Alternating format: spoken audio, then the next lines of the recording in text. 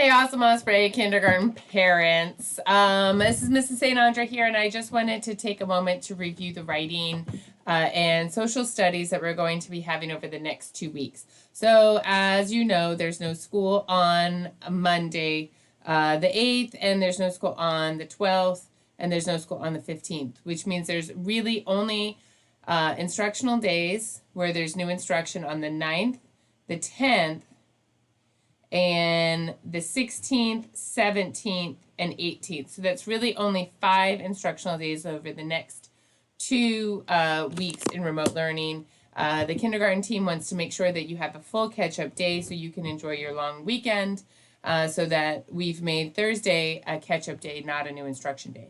So, but however, in that time for social studies and writing, we have 3 major holidays. Lunar New Year is a very significant holiday for the country, for our host nation, and Valentine's Day, so much fun, and President's Day, which is a major national holiday. So I wanted to make sure we touched on all 3 of those holidays, but in a fun way that wasn't too overwhelming. So I created Choose Your Own Holiday Adventure, in which you can pick, you and your child can pick one holiday. You do not need to do all 3. You pick one that you're interested in, and you will go to that slide. And on that slide, you have 5 things.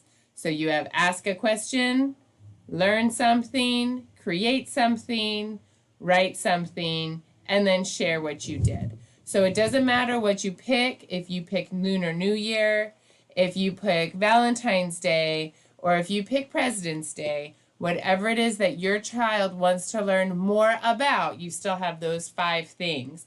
And if you, there's like 5 instructional days, so you can do one thing a day if you want, or you can do it your own pace. Now, if your child really just loves learning and you want to do more than one, absolutely fantastic. You can do all the holidays you want. If you want to kind of pick and choose and you say, this looks fun, maybe we want to create something for Lunar New Year, you want to do a little bit of everything, that's okay.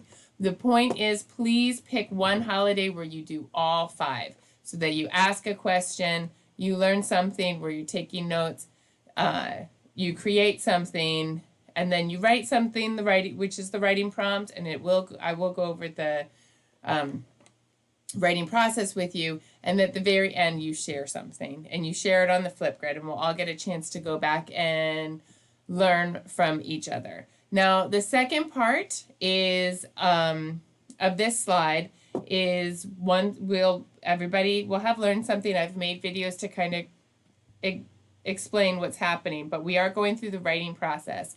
And the writing process is long. It takes a long time for kids to kind of get to know that there's many steps to writing. It's not just write your sentence and that's done. But it really does make us better writers, and when we're better writers, we're better readers.